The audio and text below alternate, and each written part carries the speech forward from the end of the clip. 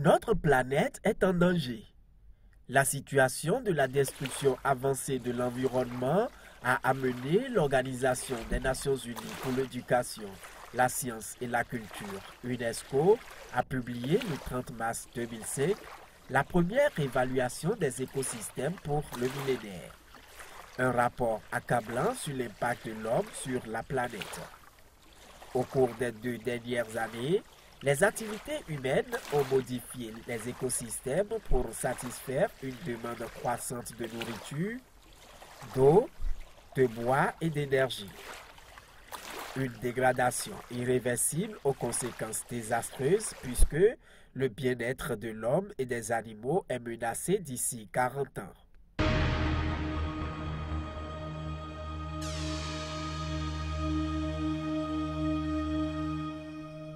Pour atténuer le phénomène, certaines organisations non gouvernementales ont initié plusieurs activités dont des campagnes de sensibilisation et de conscientisation. C'est le cas par exemple de Ecosystem Alliance.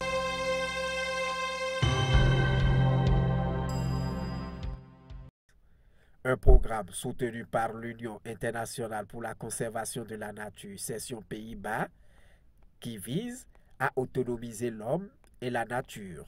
Vous savez, dans nos pays, et au Bénin particulièrement, quand on entend le thème projet, c'est l'argent d'un partenaire ou d'un blanc, on dépense l'argent et après tout s'arrête. Non, ici, le travail est fait dans le sens où des ONG, pendant les 3 ans, ont mené des activités qui ont eu des impacts. Et notre souhait, c'est qu'à la suite, à la fin du projet, qu'on ne dise plus que c'est un projet et le projet est terminé et les activités sont abandonnées. Le développement des activités génératrices de revenus est la solution pour la durabilité des activités initiées par les ONG.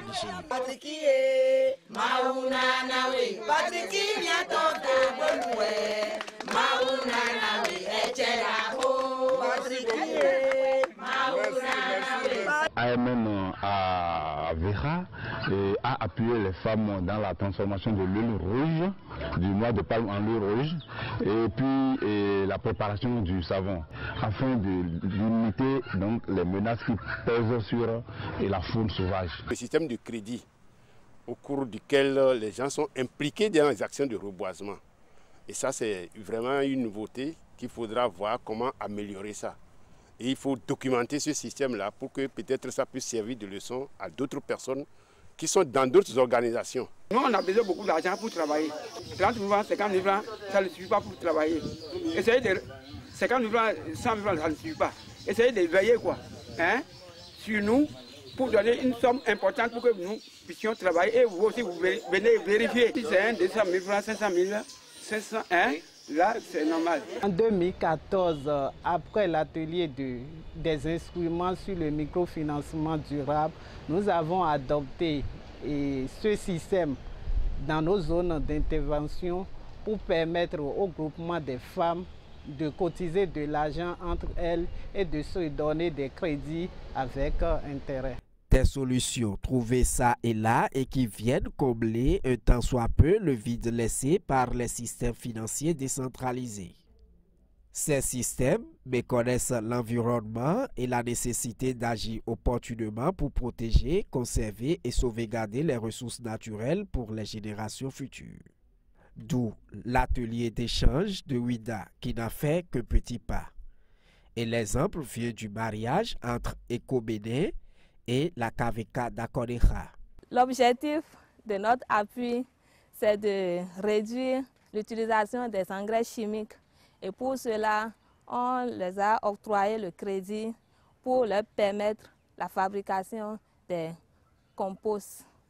Ce crédit qui a été mis en place, il y a eu des approches diverses.